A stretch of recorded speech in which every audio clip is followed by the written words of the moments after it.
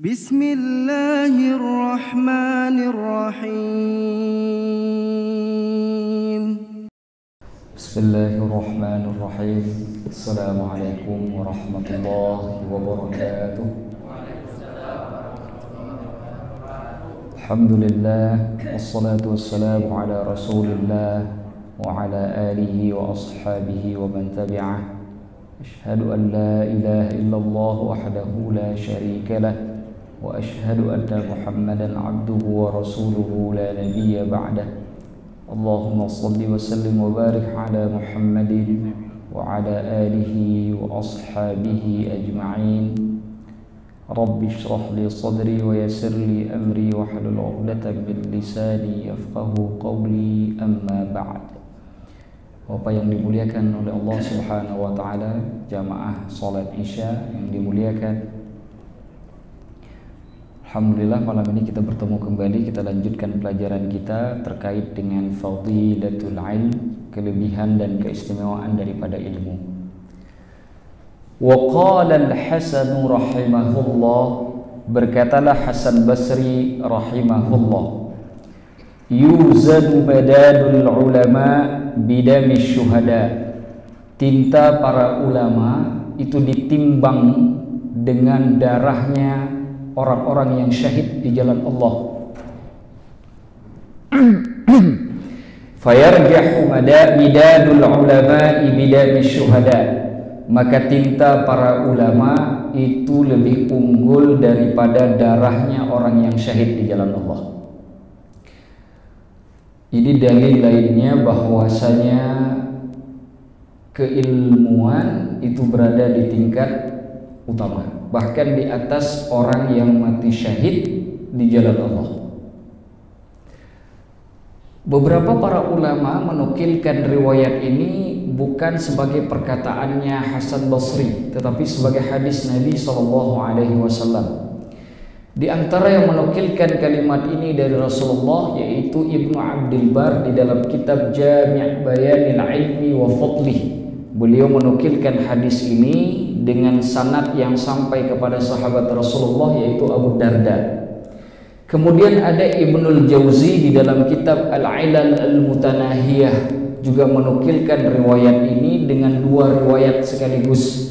Yang satu dari jalan periwayatan An-Nu'man bin Bashir, sedangkan yang lainnya itu dari jalan periwayatan yang sampai kepada sahabat Abdullah bin Amr bin As.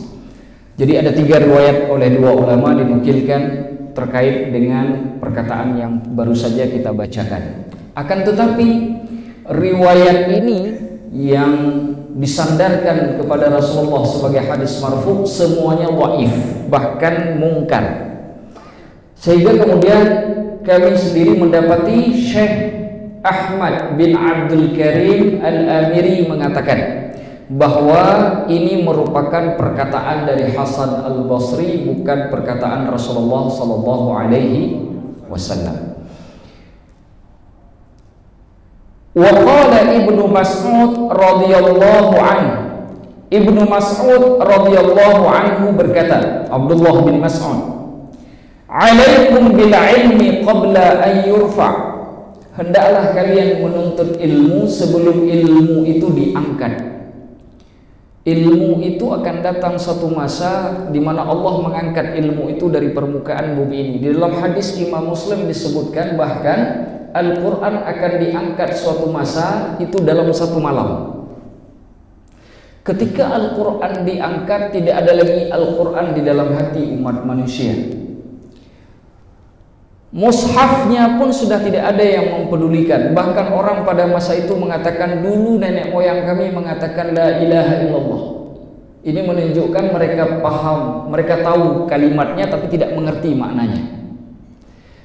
Jika masa ini sudah terjadi, juga disebutkan di dalam riwayat Imam Muslim, la taqumus sa'atu hatta la yuqala fil ardi Allahu Allah. Tidaklah terjadi hari kiamat kecuali apabila di atas permukaan bumi ini tidak ada lagi lidah yang mengucapkan Allah Allah. Ketika Allah sudah tidak disebutkan di atas permukaan bumi ini, tidak lagi merasuki hati manusia, saat itulah kiamat datang. Ini menunjukkan bahwa ada masa nanti ilmu itu diangkat oleh Allah Subhanahu wa taala. Maka kata Abdullah bin Mas'ud, sebelum saat itu tiba, sebelum masa itu datang, sibukkanlah diri kalian dengan ilmu. Kata Abdullah bin Mas'ud, wa rafa'uhu mautu ruwatihi. Ini salah satu tanda dari Allah mengangkat ilmu. Matinya ilmu, hilangnya ilmu, wa rafa'uhu, diangkatnya ilmu, mautu ruwatihi, dengan sebab matinya para perawi ilmu. Ada satu ungkapan di kalangan para ulama salafus saleh yang menyebutkan begini, laulal isnadu laqala man syaa ma syaa. Sekiranya bukan karena sanad, maka setiap orang boleh saja ngomong apa saja yang dia suka terhadap semua masalah agama. Ini menunjukkan bahwa sanad merupakan salah satu keistimewaan dari umat Rasulullah. Karena dengan sanad itulah kemudian kita paham bahwa ilmu yang hari ini disampaikan kepada umat manusia itu dasarnya dari Allah dan Rasulnya. Maka jika kita lihat, sanad ilmu itu tidak hanya terbatas pada periwayatan hadis. Sanad ilmu tidak hanya terbatas pada periwayatan hadis. Kalau saya sebut periwayatan hadis, Bapak yang dimuliakan oleh Allah Subhanahu wa taala, maka yang dimaksudkan itu adalah rentetan perawi hadis. Misalkan Imam Malik meriwayatkan hadis dari Nafi', Nafi' meriwayatkannya dari Ibnu Umar, Ibnu Umar meriwayatkannya dari Rasulullah sallallahu alaihi wasallam. Mulai dari Imam Malik, Malik bin Anas sampai dengan Rasulullah itu disebut dengan sanad. Jadi ilmu itu berurutan sampai ke Rasulullah. Ini kehebatan sanad. Nah, setiap para ulama di dalam ilmu apapun di dalam Islam itu punya sanad yang sampai ke Rasulullah. Misalkan Bapak Ibu yang dimuliakan oleh Allah belajar fikih mazhab Syafi'i. Ambil saja contohnya, misalkan kita baca kitab Minhajut Thalibin karangan Imam An-Nawawi. Minhajut Thalibin itu merupakan penjabaran dari kitab Al-Muharrarnya Imam Ar-Rafi'i, salah satu juga ulama dalam mazhab Asy-Syafi'i. Begitu seterusnya sampai dengan kita ketemu lagi misalkan dengan kitab Nihayatul Matlaqnya Imamul Haramain, diringkas kemudian dengan kitab Al-Wasit oleh Imam Al-Ghazali. Nah, Imamul Haramain itu berguru ke ayahnya Abu Ishaq Al-Juwaini, terus menerus sampai riwayat sampai dengan jalan dari murid Imam Asy-Syafi'i yang bernama Ar-Rabi' bin Sulaiman. Ar-Rabi' bin Sulaiman ini disebutkan adalah orang yang paling banyak meriwayatkan hadis yang dipegang oleh Imam Asy-Syafi'i. Imam Syafi'i bukan ini salah satu muridnya, masih banyak. Tapi Ar-Rabi' yang paling banyak meriwayatkan hadis ataupun athar-athar yang dipegang atau yang dijadikan hujjah oleh Imam Asy-Syafi'i. Nah, Imam Asy-Syafi'i ini muridnya Imam Malik. Imam Malik muridnya Nafi', Nafi' muridnya sahabat Rasulullah Abdullah bin Umar, Abdullah bin Umar muridnya Rasulullah SAW. Bersambung sanadnya sampai ke atas, Bapak dimuliakan oleh Allah. Maka keilmuan itu tidak disampaikan kecuali kita sudah belajar ke guru kita. Maka orang yang belajar lewat YouTube, lewat Google, haram mengajarkan ilmu. Orang yang belajar cuma copy paste dari grup WA sana, paste ke grup WA sini, haram mengajarkan ilmu. Kenapa? Karena dia tidak punya sanad. Maka sanad adalah keniscayaan, keniscayaan. Ada 3 kelebihan umat ini dibanding umat yang lain. Yang pertama, nasab. Nasab itu hubungan darah. Dengan nasab maka ada hukum wali dalam pernikahan. Karena nasab ada hukum warisan, ada pembagian warisan karena nasab. Seorang anak yang hamil di luar nikah maka dia haram dinasabkan ke ayahnya meskipun secara biologis itu adalah ayahnya. Dia harus dinasabkan ke ibunya. Ilmu ini tidak dimiliki oleh siapapun di dunia ini kecuali oleh umat Islam. Satu. Yang kedua sanad, tadi sudah saya jelaskan. Kalau Bapak memperhatikan semua ajaran yang ada di atas permukaan bumi ini, tidak ada satupun yang punya sanad. Tidak ada. Taurat yang hari ini diklaim sebagai perjanjian lama, Bible yang diklaim sebagai perjanjian lama, gak ada satupun yang berasal menjelaskan bahwa itu berasal dari Nabi Musa dan Nabi Isa. Tidak ada satupun. Karena ketika kita belajar sejarah, ada kalimat anonymous, orang yang tidak dikenal yang menulis seakan-akan itu diambil dari Nabi Isa. Tidak dikenal, hilang. Tapi tidak dengan kaum muslimin. Semua nama tercatat dengan rapi. Nah, kalau orang yang meriwayatkan ini sudah mati, Pak, sudah meninggal dunia, orang sudah mulai, yang belajar di YouTube sudah mulai berfatwa, yang belajar lewat Google sudah mulai berfatwa, perawi hadis, perawi ilmu meninggal dunia, saat itu ilmu akan hilang. Maka kemudian masuklah pemahaman-pemahaman yang aneh, yang tidak lagi bersandar kepada jalur periwayatan ilmu yang benar. Inilah yang dimaksudkan oleh Abdullah bin Mas'ud dengan hancurnya masa di mana ilmu sudah hilang, karena periwayat daripada ilmu sudah meninggal dunia. Maka kata Abdullah bin Mas'ud, wa raf'ahu mautu ruwatihi, dan hilangnya ilmu, diangkatnya ilmu dengan sebab orang yang meriwayatkan ilmu tersebut sudah meninggal dunia.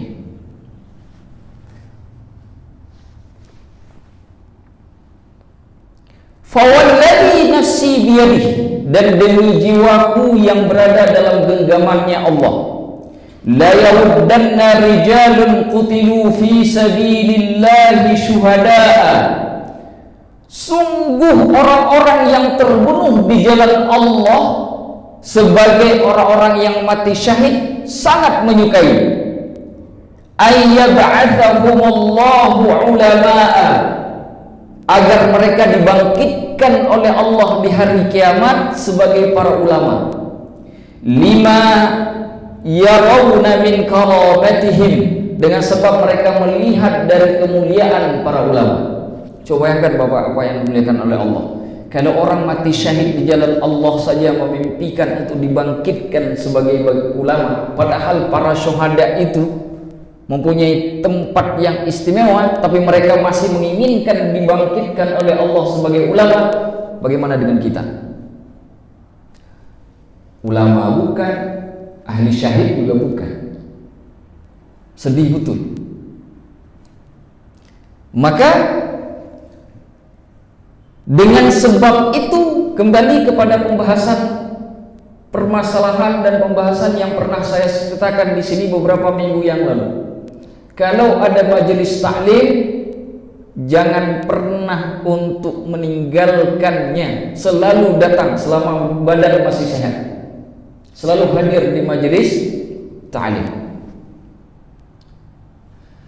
Karena banyak fadilah di majelis taklim. Kita bukan ulama, tak pula hadir di majelis taklim. Di mana posisi kita nanti ketika dibangkitkan di hari kiamat oleh Allah? Sedangkan orang yang mati di medan perang, berdarah-darah ditebas oleh musuh, ketika dibangkitkan oleh Allah hari kiamat, dia masih pengen dibangkitkan sebagai ulama. Kalau mereka boleh memilih, mereka lebih memilih dibangkitkan sebagai ulama daripada sebagai syuhada.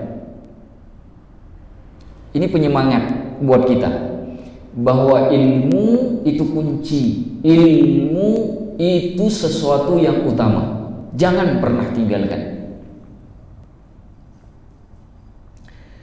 Fa inna ahadan lam yulad aliman, maka sesungguhnya seseorang tidaklah pernah dilahirkan dalam kondisi alim. Gak ada Pak orang yang tiba-tiba jadi alim dalam satu malam, itu gak ada. Gak ada orang begitu lahir langsung jadi ulama, gak ada. Ustaz, bukankah Nabiullah Isa itu ketika lahir langsung berbicara dan punya ilmu? Itu Nabi, itu Rasul. Kita bukan Nabi dan bukan Rasul. Maka hukum pada yang bukan Nabi, bukan Rasul, tidak ada yang dilahirkan oleh Allah dalam kondisi orang alim. Gak ada yang jadi alim langsung. Kata Abdullah bin Mas'ud, Wa innamal ilmu bitta'allum. Adapun ilmu itu harus didapatkan dengan cara mempelajarinya. Ilmu nggak bisa Bapak zikir 30 hari 30 malam nggak pindah-pindah, nggak dapat ilmu itu, nggak dapat ilmu. Walaupun zikir 30 hari 30 malam nggak dapat ilmu. Ilmu ya harus datang ke majelis ilmu, bukan dengan zikir di rumah. Itu ilmu. Gak bisa didapatkan dengan instan. Wa innamal ilmu bitta'allum. Adapun ilmu itu didapatkan dengan cara belajar. Dulu Bapak yang dimuliakan oleh Allah, pada masa ulama salafus saleh, begitu setelah sholat Isya, di kalangan para tabi'in, para tabi'in itu kalau sudah sholat Isya mereka bikin kelompok duduk membahas ilmu yang sudah mereka pelajari. Mungkin mereka pelajari di siang hari, di pagi hari, jadi malamnya setelah sholat Isya mereka membahas ilmu tersebut. Dan saking lalainya, saking senangnya, saking enaknya mereka membahas ilmu setelah sholat Isya, mereka sampai lupa waktu. Tiba-tiba baru sadar ketika sudah muazin mengumandangkan azan subuh. Itu dulu Pak. Jadi setelah sholat Isya mereka duduk untuk muzakarah, mengulang ilmu. Mereka tidak bangkit dari tempat duduk sampai kemudian azan subuh berkumandang. Itu dulu. Maka kalau kita lihat dari perspektif ini, sulit bagi kita untuk menandingi ulama dulu. Makanya kenapa di antara kita jarang ada orang alim di satu tempat, ya, misalkan ada 10, ada 20, jarang Pak. Paling-paling ada satu saja udah alhamdulillah Pak. Dulu di Baghdad itu Baghdad penuh dengan para ulama. Ulama hadisnya, ulama tafsirnya, ulama fikihnya, ulama bahasanya, ulama akidahnya. Ulama akidah ada ratusan, ulama fikih ada ratusan. Di Baghdad masa itu perawi hadisnya ratusan bahkan ribuan. Masa itu Pak. Kenapa bisa seperti itu? Karena sistem belajarnya seperti itu. Belajarnya luar biasa. Ini yang membedakan ulama dulu dengan kita.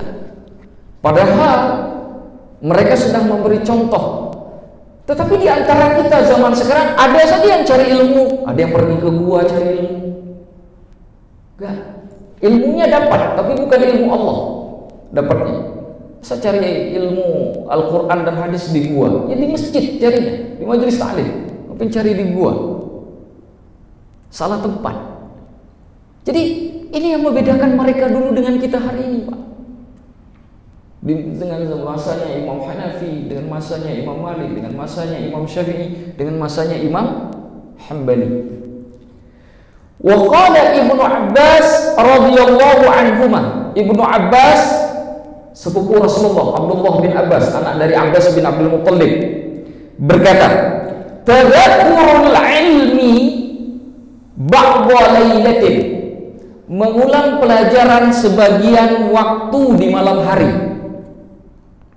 ahabbu ilayya min ihya'iha, lebih aku cintai daripada menghidupkan malam tersebut dengan ibadah seluruhnya.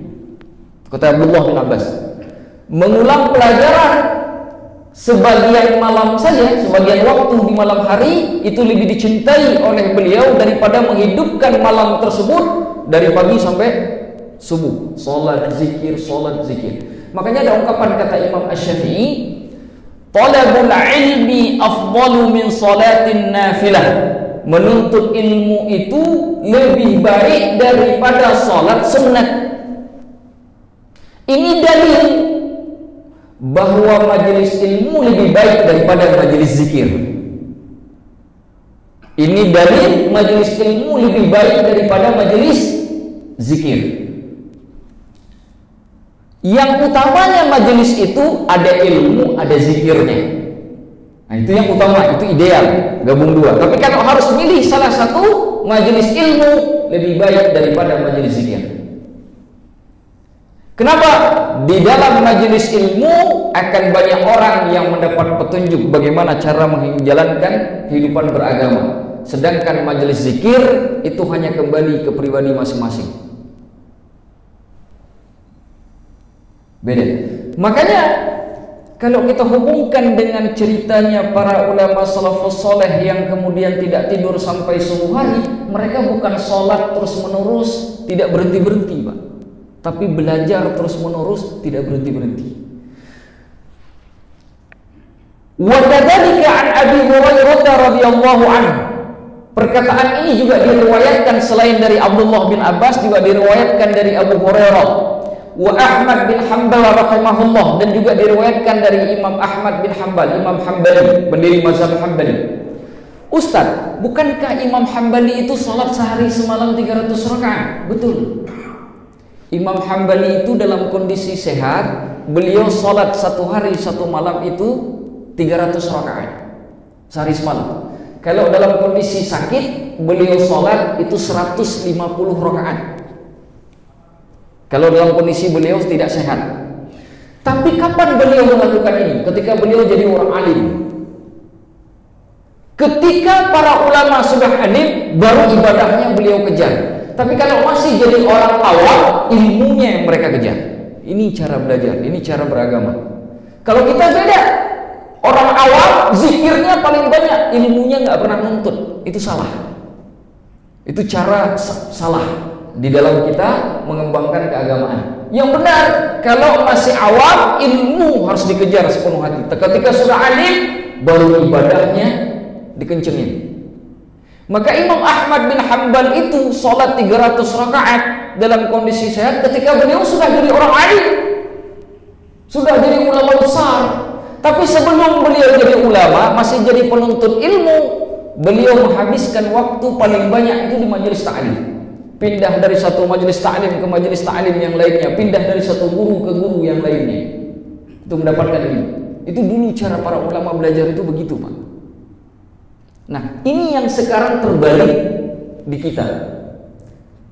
Saya menemukan beberapa orang yang datang ke majelis itu nyarinya majelis zikir saja. Yang dicari zikir saja. Kalau udah dapat zikir, amalan zikir, dia nggak butuh ilmu. Ini cara yang salah. Bukan berarti zikir itu salah. Bukan berarti zikir itu salah. Zikir bagus, tapi berdiri sendiri zikir tersebut, ini sinilah mudaratnya. Maka yang benar, cari ilmu, idealnya digabung antara ilmu dan zikir. Maka sebuah majelis, alhamdulillah di sini saya dengar, di sini majelis ilmu juga ada, malam Jumat kita di sini ada yasinan, ada majelis zikir. Jadi di masjid ini majelis ilmunya ada, majelis zikirnya juga ada. Alhamdulillah. Ini gabungan antara dua. Ini yang perfect, ini yang ideal. Menggabungkan majelis ilmu dengan majelis zikir. Tidak berdiri. Kalau memilih salah satu, majelis ilmu lebih baik daripada majelis zikir. Bagi yang masih awam. Kalau sudah menjadi ulama, zikir lebih baik. Kenapa? Karena ilmunya sudah punya. Bisa dipahami, Pak? Baik. Wa qala al-Hasan fi qawlihi ta'ala, Hasan Basri, seorang tabi'in terkenal, berkata terkait dengan firman Allah Ta'ala, Rabbana atina fid dunya hasanah wa fil akhirati hasanah. Ya Allah, datangkanlah kepada kami di dunia ini kebaikan dan juga kebaikan kepada kami di akhirat kelak. Ini ayat Al-Quran yang ada di juz 1 dari surah Al-Baqarah. Wa minhum man yaqulu rabbana atina fid dunya hasanah wa fil akhirati hasanatan wa qina adzabannar. Kata hasanah, kebaikan dari ayat ini, ada yang disandarkan di dunia, ada yang disandarkan di akhirat. Pertanyaannya, ketika kita berdoa kepada Allah, Rabbana atina fid dunya hasanah, ini kata orang sekarang doa sapu jagat. Soalnya sapu jagat. Ya, kebaikan di dunia itu bentuknya apa? Kebaikan di akhirat itu apa? Berkata Hasan Al-Basri, innal hasanata fid dunya hiyal ilmu wal ibadah. Kebaikan di atas permukaan bumi ini adalah ilmu dan ibadah. Perhatikan, ilmu dan ibadah.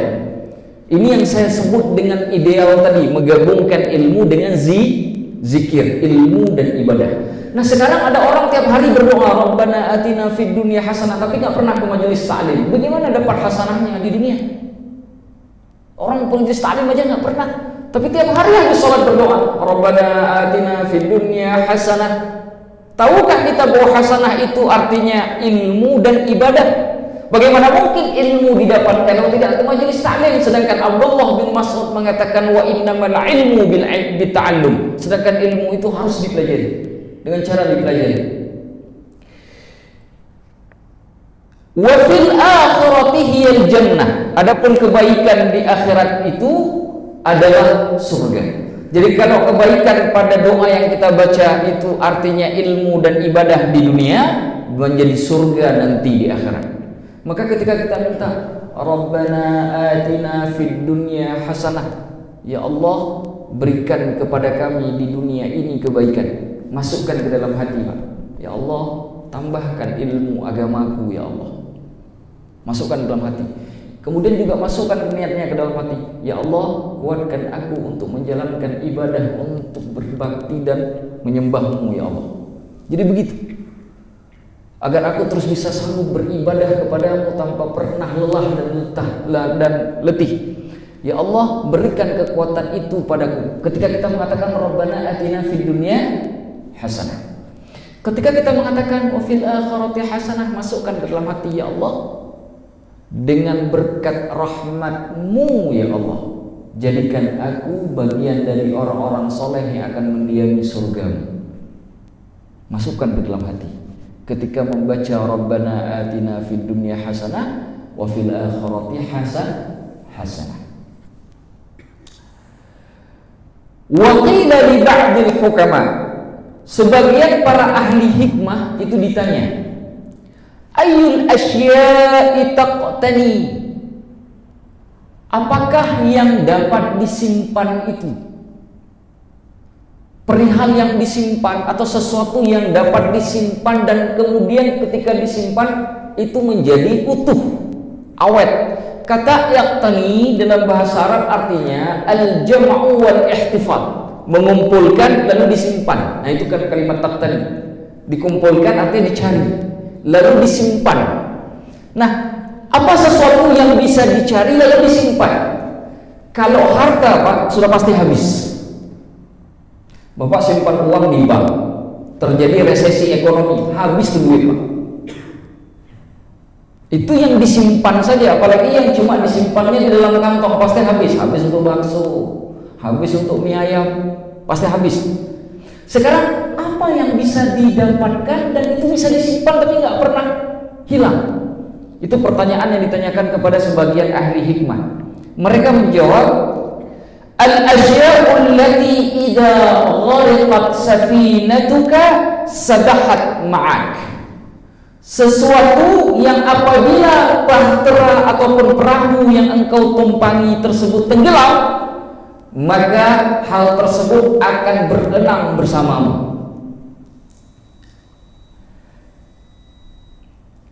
Coba bayangkan, Pak, kalau terjadi kita naik kapal lalu terjadi ombak badai yang luar biasa, kapal tenggelam. Apa yang masih bisa disimpan? Sesuatu yang masih mengapung di air. Betul ya? Sesuatu yang bisa mengapung di air itu yang bisa kita ambil. Itu pun kalau kitanya bisa selamat. Nah, para ahli hikmah mengibaratkan seperti itu, bahwa sesuatu yang bisa kita kumpulkan dan kemudian kita simpan dalam waktu yang tidak pernah habis, itu seperti ungkapan ini. Jika perahu itu tenggelam, maka yang kemudian selamat dari tenggelamnya kapal itulah bisa disimpan. Nah pertanyaannya, kalau kehidupan ini adalah bahtera, kalau kehidupan ini adalah laut, lalu kemudian rayuannya ini adalah gelombang yang menghanyutkan, maka cuma satu, Pak, yang bisa selamat, yang mau berenang bersama kita, cuma satu. Bahkan orang lain tidak bisa mencurinya. Apa itu? Ya'nil ilmu, yaitu ilmu. Ilmu dia bisa dicari, dikumpulkan, tidak pernah habis. Sudahlah disimpan, tak pernah binasa. Sudahlah dijaga, tak akan ada orang yang mencuri. Coba kalau harta,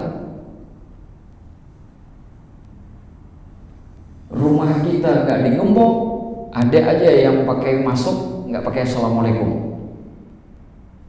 Itu harta, tapi tidak dengan ilmu. Tidak ada orang yang mencuri ilmu. Makanya ilmu, makanya harta seperti yang kita barangkan sebelumnya, kalau harta dibagi ke orang lain harta habis. Tapi ilmu ketika dibagi ke orang lain, ilmu bertambah. Saya setiap kali mengajar Ihya Ulumuddin ini, perkataan-perkataan para ulama-ulama ini terhafal dengan sendirinya.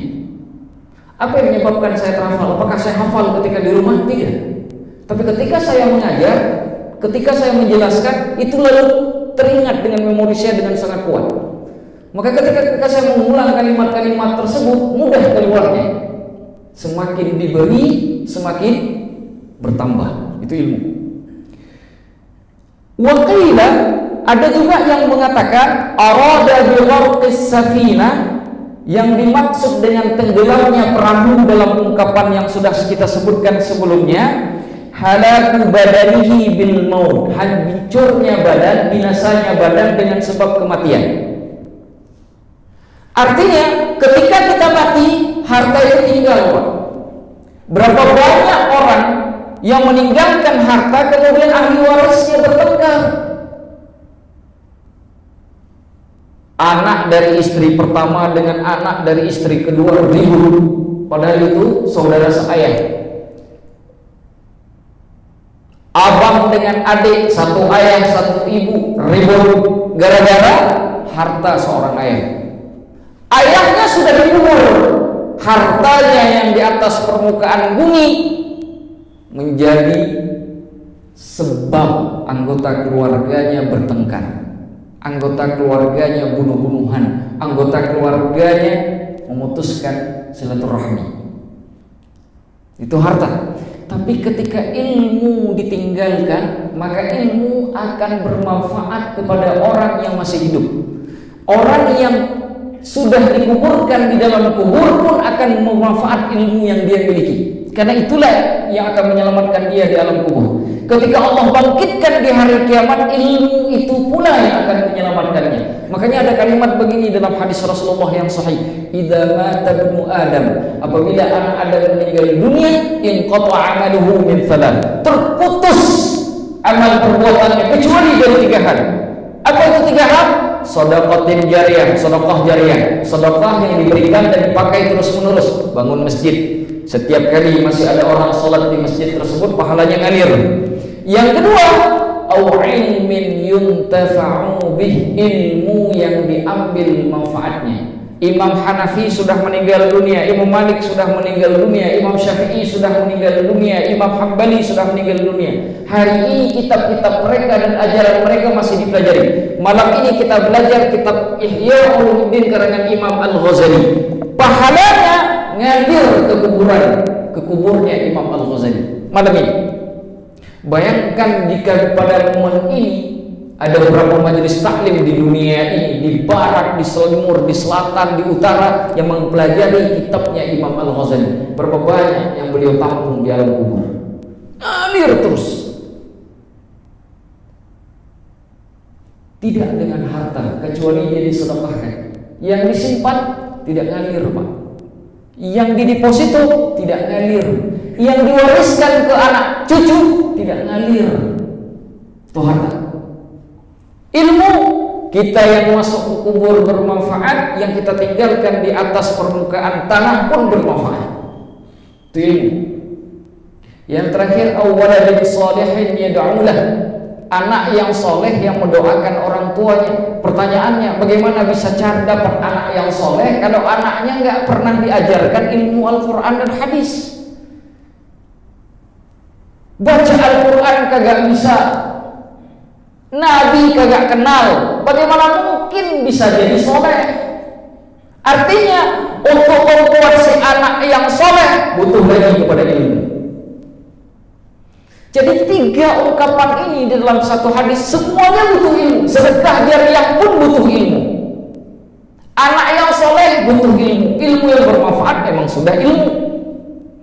Jadi 3 ungkapan yang ditinggalkan oleh seseorang yang meninggal dunia semua berdiri di atas ilmu. Pertanyaannya, kenapa masih ada orang yang ogah-ogahan mencari ilmu?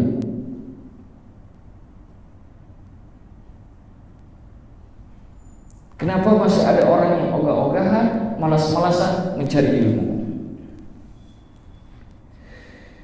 Wa qala ba'dhum, berkata sebagian ahli hikmah, man ittakhadha al-hikmata rijalan ittakhadahu an-nasu imama.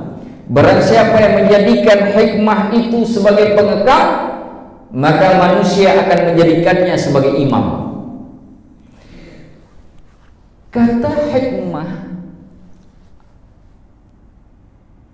pernah saya sampaikan di sini adalah pemahaman yang bersumber dari Al-Quran dan hadis Nabi Sallallahu Alaihi Wasallam.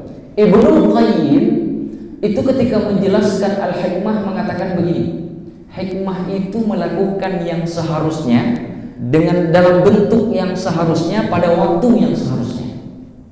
Itu hikmah. Jadi kalau perbuatan yang dilakukan mengandung hikmah tapi tidak sesuai waktunya, itu bukan hikmah. Jadi ada 3 unsur yang harus terpenuhi pada hikmah. Ada perbuatannya, tidak boleh bertentangan dengan ajarannya Rasulullah, tentunya Al-Quran dan hadis Nabi. Yang kedua, wujudnya itu harus sesuai sebagai tuntunan syariat. Bentuknya, nggak bisa sholat subuh 4 rakaat lantas dapat ilmu hikmah, nggak mungkin. Nggak mungkin. Yang ketiga, waktunya juga harus sesuai. Ya, kalau sholat wajib ada waktu yang ditentukan. Kalau zakat ada waktu yang ditentukan. Kecuali yang sunnah, misalkan sholat sunnah mutlak. Ini bapak-bapak misalkan sehari semalam saya Ustaz sudah sholat 400 rakaat. Nggak tahu lagi saya mau sholat sholat apa lagi Ustaz. Semua sholat rasanya sudah saya kerjakan, tapi saya masih pengen sholat. Sholat apa Ustaz? Nah, ada namanya sholat sunnah mutlak. Sholat sunnah mutlak ini dia tidak terikat waktu dan tidak terikat tempat selama tempatnya suci dari najis. Kapan saja, mau jam 9 pagi boleh, jam 2 siang juga tidak mengapa. Kalau sudah habis semua sholat yang kita kerjakan, ada namanya sholat sunnah mutlak. Nah, tapi sholat ba'diyah ya dikerjakan sebelum, nggak bisa niat ba'diyah ngerjainnya sesudah sholat wajib. Namanya qobliyah. Kalau ba'diyah sesudah, qobliyah ya sebelum. Nggak bisa kita sholat qobliyah sesudah sholat wajib, ba'diyah sebelum sholat wajib. Atau kita kerjakan sholat ar-rawatib berdiri sendiri tanpa adanya sholat wajib. Ada waktunya, ada ikatan. Kalau ini dikerjakan sesuai, maka orang tersebut akan mendapatkan hikmah, kata Ibnu Qayyim.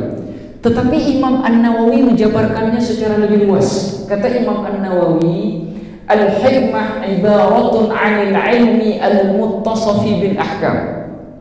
Hikmah itu ungkapan terkait dengan ilmu yang mengandung nilai-nilai hukum, baik yang bersifat hukum akidah, hukum perbuatan, hukum akhlak, itu semuanya hikmah. Jadi hikmah dengan hukum itu tidak bisa dipisahkan. Jadi kalau ada orang yang melakukan satu perbuatan dengan melanggar hukum, maka dia tidak akan dapat ilmu hikmah. Makanya kata hikmah dengan kata hukmun berasal dari 3 huruf yang sama. Ha, kaf, mim. Ha, kaf, mim. Hakama yahkum, berhukum. Dari kata hakama ini lahir kata hukmun, hukum.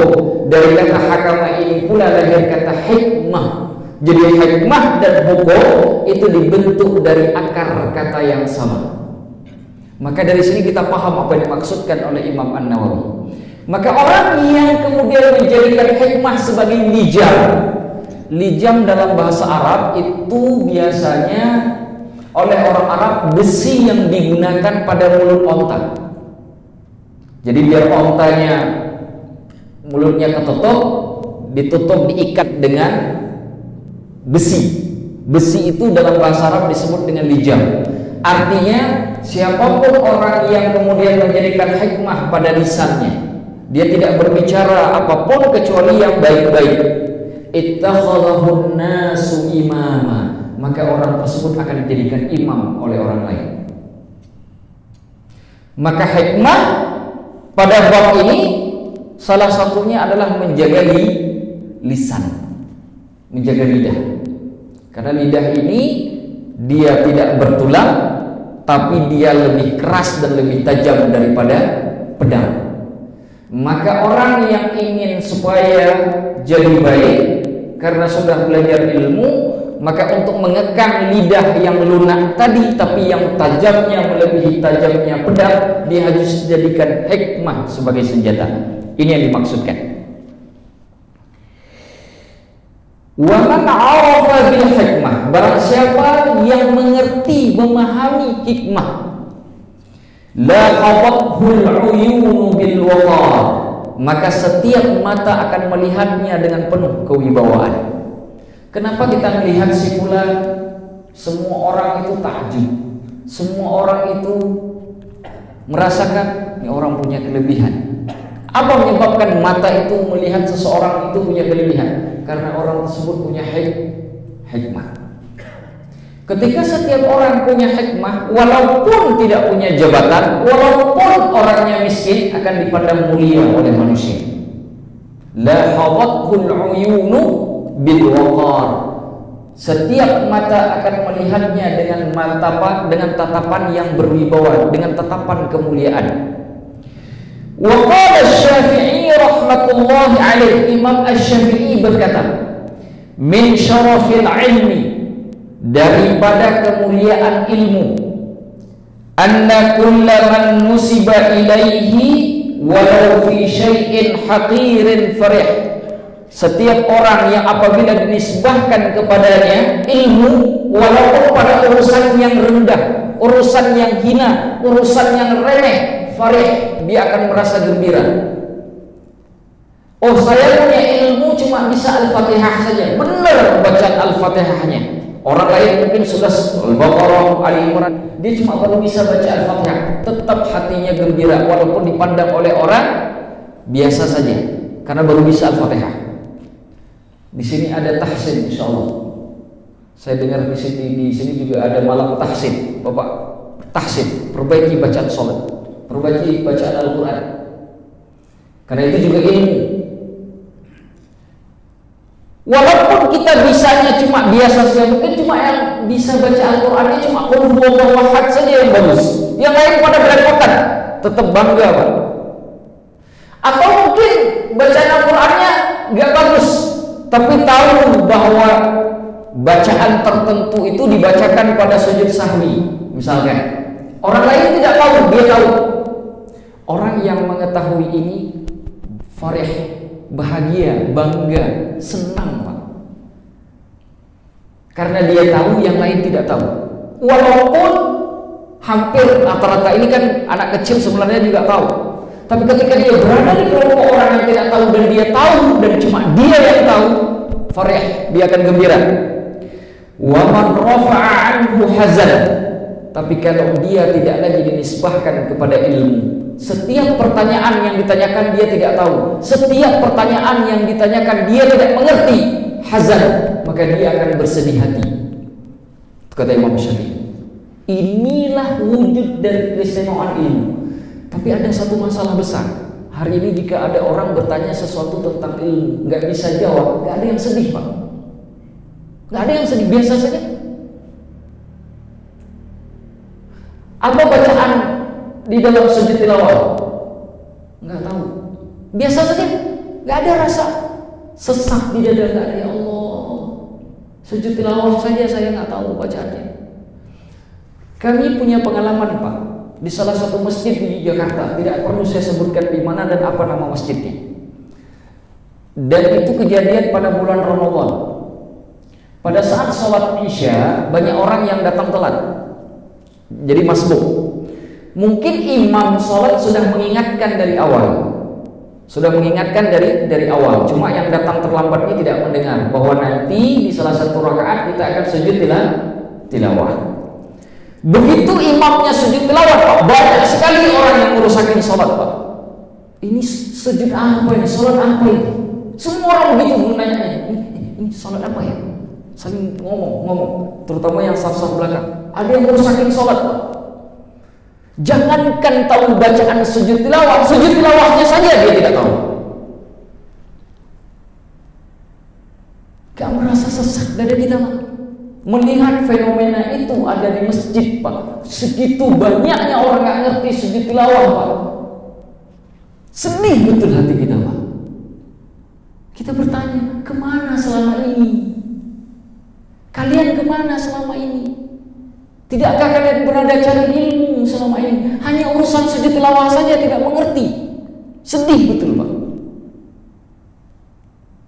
Coba bayangkan, kalau sujud tilawahnya saja dia tidak mengerti, bagaimana dengan bacaan sujud tilawahnya? Rasulullah SAW kalau membaca ayat-ayat sajadah, ayat-ayat sujud, itu biasanya sujud, Pak, 2 rakaat. 2 kali sujud, 1 kali sujud. Nah, ketika Rasulullah sujud itu disebut dengan sujud tilawah. Contoh yang paling sering kita dengar itu di akhir sholat al-alaq, fasjud waqtari. Setelah baca fasjud waqtari, imamnya turun, Pak, sujud. Lalu bangkit lagi berdiri. Ini kalau nggak ngerti kan orang bertanya, lagi baca ayat mana rukuknya, kok tiba-tiba langsung sujud? Dah imamnya nggak rukuk, nggak i'tidal. Bukan, imamnya bukan sujud rukun sholat, imamnya sedang melakukan sujud tilawah.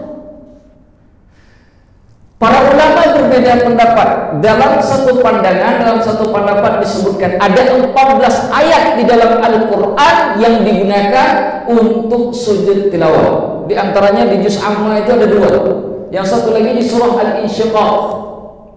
Wa idza quri'a 'alaihimul Qur'anu la yasjudun. Apabila Al-Quran dibacakan atas mereka, la yasjudun, mereka tidak sujud.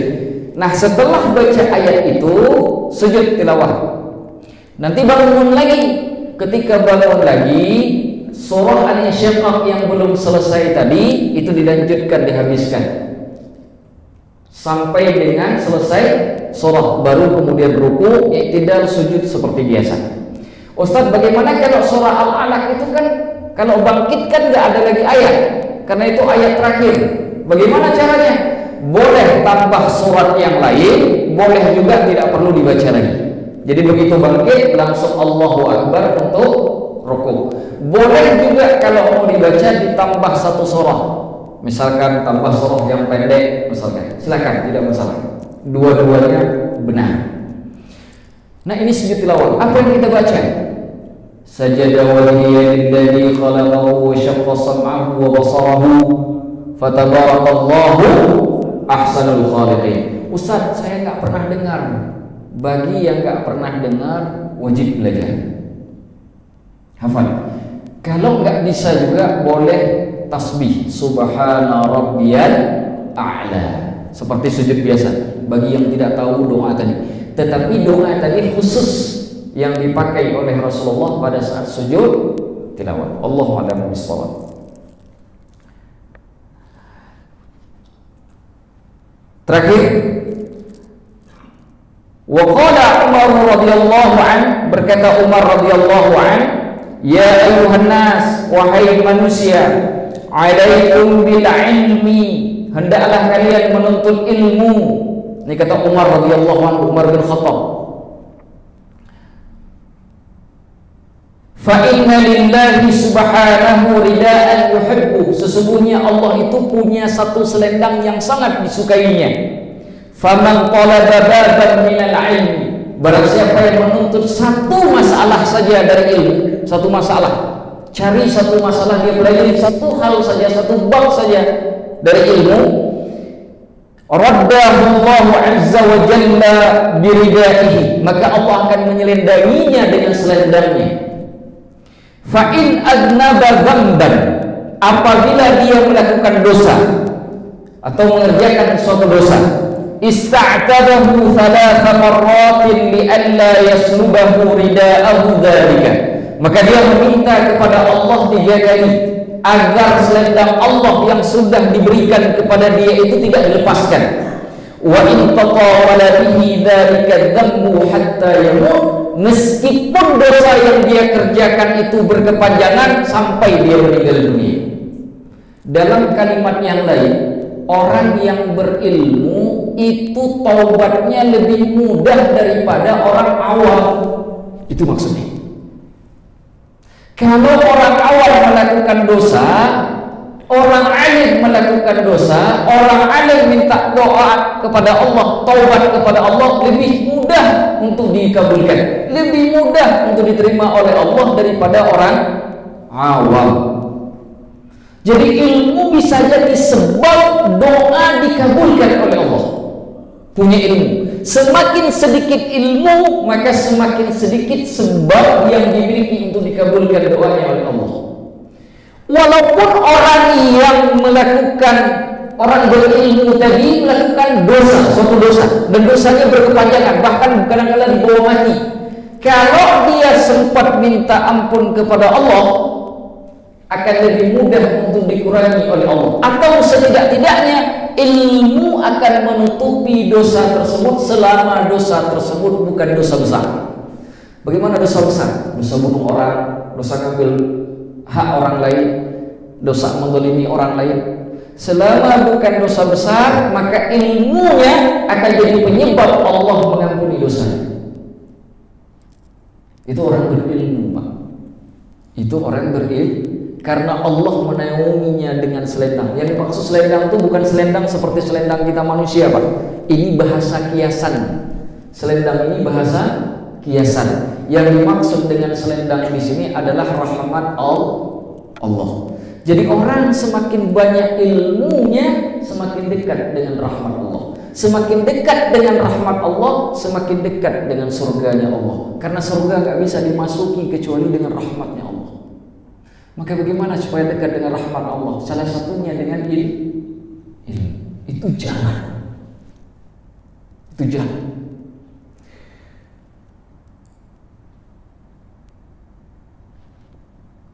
Kaum muslimin yang dimuliakan oleh Allah, sudah jam 9. Terakhir saya ingin menyampaikan bahwa beberapa ungkapan yang kita baca tadi, seperti dari Hasan Basri, Abdullah bin Mas'ud, Ibnu Abbas, semuanya menunjukkan betapa tingginya ilmu.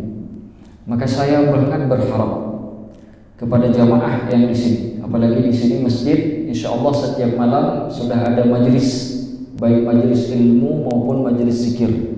Selama tidak sakit, badan masih sehat, jangan ditinggalkan. Semuanya diikuti. Rahmat Allah dekat dengan majelis ilmu, jangan ditinggalkan. Niatkan karena Allah Subhanahu wa ta'ala, dengan harapan nantinya insya Allah itu menjadi modal dan bekal untuk kita bertemu dengan Allah Subhanahu wa ta'ala. Akhirul kalam, kita berdoa kepada Allah, kita niatkan, ya Allah, semoga Engkau turunkan rahmat kepada kami, Engkau turunkan, limpahkan semua rezeki yang kami inginkan dalam kehidupan kami ini, ya Allah. Semua hajat dan keinginan kami juga Engkau sampaikan, ya Allah. Ala hadhihi niyyah wa kullu niyatin salihah. Al-Fatihah. Bismillahirrahmanirrahim. Alhamdulillah.